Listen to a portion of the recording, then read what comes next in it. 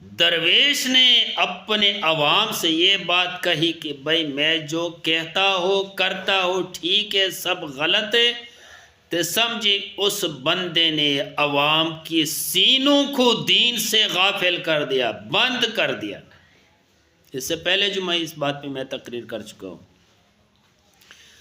تو قرآن میں اللہ کریم نے اس طرح مولیوں کے بارے میں اور اس طرح جو علماء کے یا جو مرشدوں کے جو 2 نمبر پیر صاحبان ہیں نا، اچھی پیر صاحبان نیک بھی ہے لیکن کچھ 2 نمبر بھی ہے، تقریریں کرتے کہ بھائی لوگ قرآن پڑھا کے سنا کے لوگ جنت کے لیے تیار کرتے ہیں، میں ڈول بجا کے لوگوں کو جنت کے لیے تیار کرتا ہے، ایسے لوگ بھی ہیں پیر صاحبان۔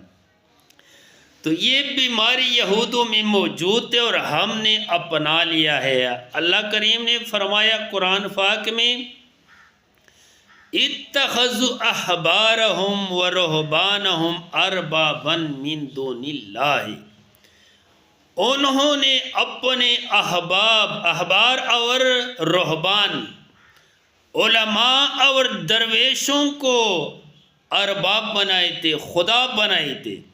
کیسے بنائی تھی؟ وہ جو بات کرتا ہے وہ بات صحیح ہے جی، اس کے علاوہ ساری جھوٹ ہے۔ کچھ لوگ ایسے ہیں ہماری مرشد صاحبان کے بھائی مسجد میں بندے آتے ہیں محفلی میلادوں کے لیے، ذکر کے لیے، سجاوٹ کے لیے، مسجد میں رات کو اللہ کے ذکر کے لیے آتے ہیں، بغیر وضو کے مسجد میں آتے ہیں۔ کسی نے نہیں بولا کہ بھائی مسجد میں آتے ہوئے وضو لازمی ہے، اور پھر ساری رات بیٹھ کر صبح عشاء کی نماز بھی کوئی نہیں پڑھتے اور صبح کی نماز بھی نہیں پڑھتے پھر چلے جاتے، تو پھر اس طرح محفلوں سے کیا فائدہ؟